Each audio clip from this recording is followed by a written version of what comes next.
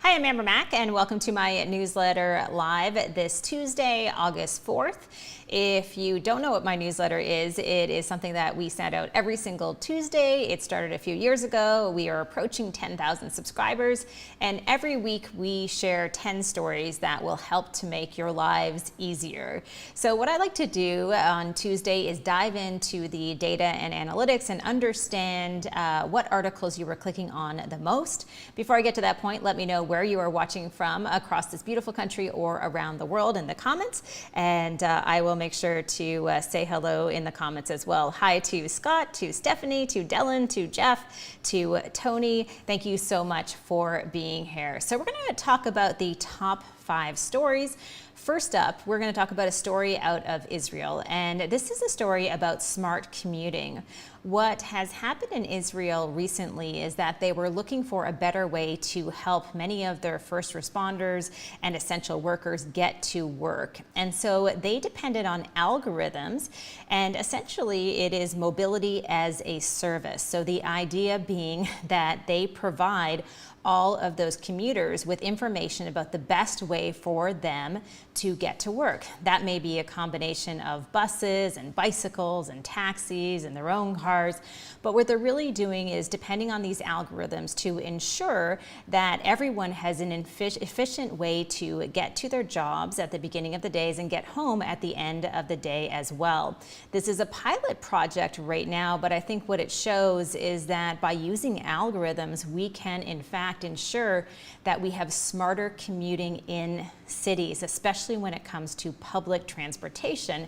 Living in a city like Toronto, which is the 4th largest city in North America, I know that we could definitely use technology like this to help us better get around our city, which is a place where there are often traffic jams, whether it's on the 401 or the DVP. It is not an easy city to get around. Let me know in the comments where you are watching from right now, and if your city also experiences some pretty horrible congestion like here in Toronto, and if your city is doing anything to help with that congestion, please let me know as well. So I see there are people watching in the comments. Chris is sharing some of your comments here. Martin from Horseshoe Valley, Kim watching from Ontario. Again, thank you so much for being here. And we have 4 more stories that got the most clicks in today's newsletter.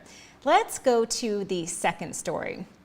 And this is one I was really excited to talk about because I think what we can all agree on is the fact that we have talked a lot during COVID-19 about getting sick, and we all understand the symptoms. But I would argue what we probably haven't talked enough about is how we can stay healthy. And there's lots of technology to do just that.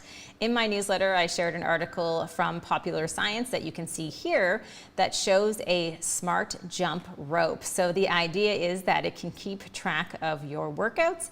There is, of course, an app that goes along with it to help you understand things such as how many calories you have burned, and it's about $80 US. One of the interesting things about this smart rope is that it is an award-winning smart rope, and so the design, as you can see, is absolutely beautiful. Some people may be thinking, okay, this is ridiculous for a skipping rope. Why would I spend $80 US?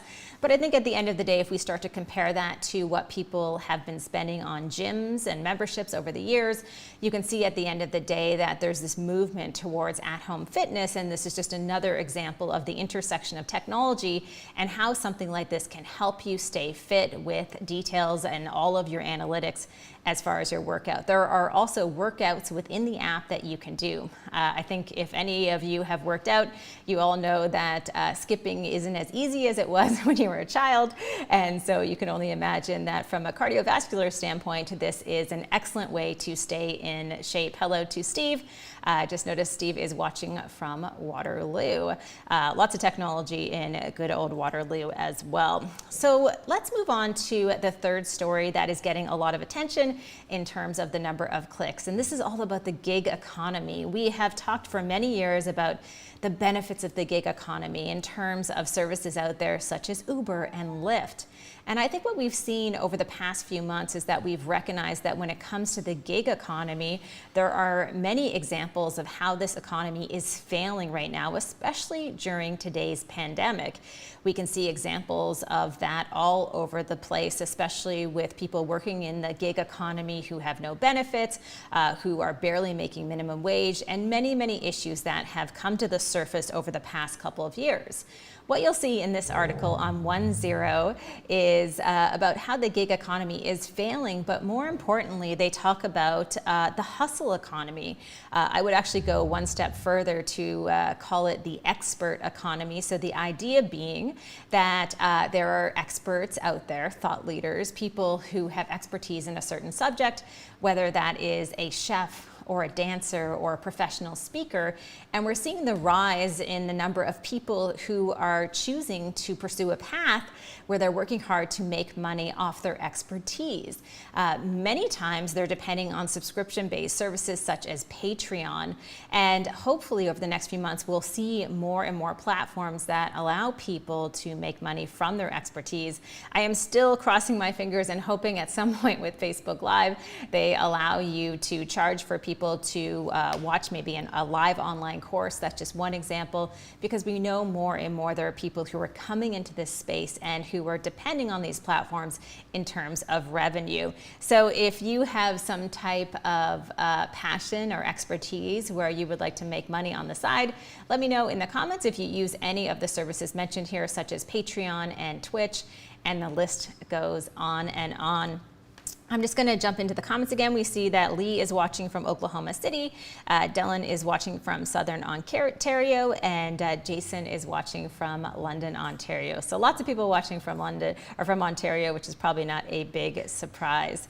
So also wanted to say that Sheldon is watching from Vancouver, and I see that my friend Dave Jaffer has also just tuned in. So thank you for being here. We have two more links to get to. So the fourth article that is getting lots of attention online is about how to make good money selling your used technology. I will say that at some point I will take a photo of some of our cupboards in terms of the old technology that we have.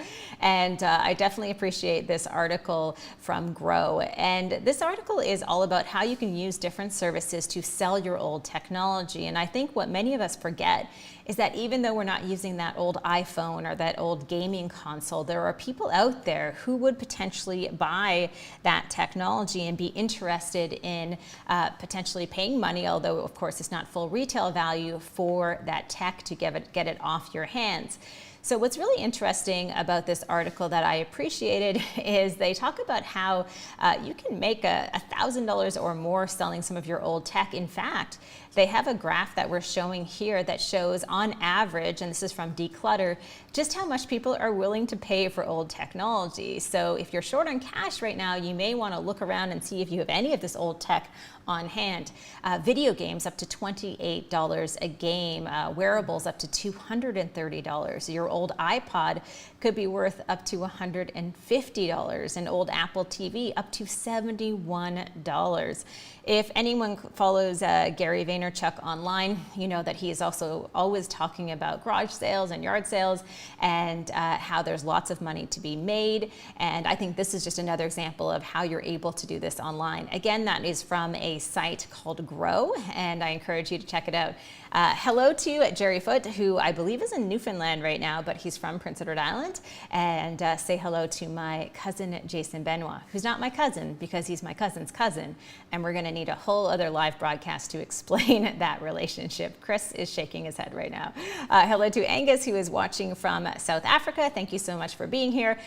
Also want to say that that site Grow that I just mentioned in terms of the tips to sell your old technology is a site that we've mentioned a couple of times in the newsletter, and it's new to me, and I have to say it's a great resource if you are a fan of technology and want just a new place to go beyond the tech crunches as well as the Mashables of the world. Okay, so what is our fifth article of the day? It's all about food going bad. This is an argument that we often have in my house where I do not like to eat things after the best before date. And this is a perfect opportunity for me to go into the comments right now and see if I am alone on this one. So let me know, what are your routines within your house in terms of eating food beyond the best before date? Do you chuck those food items, or do you continue to eat them and do a little sniff test? There are probably lots of people who have arguments like we do in our house about this topic. So I was excited to see from The Spoon this article about a company out there, and what they do is they make these smart containers. They're in a research mode right now, so you can't get this out on the marketplace. But as you can see, what Black Bear does is they allow you to use these little boxes, these containers for your food, and then as the food decomposes, you will get information about when that food actually spoils. So what's interesting, as they say here, is that Black Bear's sensors are up to 100 times more sensitive than the human nose when it comes to detecting spoilage. So very impressive in terms of the technology. And you can see an example from within the app as far as how many more days you have in terms of chicken thighs in the refrigerator, and all that information on your phone. I think this is really useful for people, and again, I think for a lot of people looking to save money these days, a very helpful addition to the kitchen. Like I mentioned, this is in a pilot phase right now, so you don't see it out there on the shelves of any stores, but I suspect we'll be able to see it sometime soon. Okay, so the comments are coming in. A lot of people have opinions about the best before date on their food. I see a few of them here. I'll let Chris kind of dive in and see which ones he wants to share, although he cannot use his own personal bias and only share the ones that reinforce his point, because we are at opposite ends of the spectrum when it comes to this topic. So let's take a look at what people say in the comments. Sean says, I have a weak stomach, so I avoid it. Thanks for sharing that. And Molly says, best before, yes. Use by, no. That's good information as well. Avoid if I can. Can't handle foods gone bad. Kim, thanks for sharing that. And then a few other comments that are coming in. Jason says, depends. Some stuff is okay. If milk is kept cold enough, it will go a week past the expiry. I did not realize that. That is good to know as well. I think also I've had food poisoning a couple of times, so I'm probably more cautious than the average person. But at the end of the day, maybe sometimes I'm a little too cautious. Brennan says, this is brilliant. Might also reduce potential foodborne illnesses. Those aren't fun. Very good point, Brennan. Thank you for sharing that as well. So those are the 5 top clicked stories in my newsletter this week.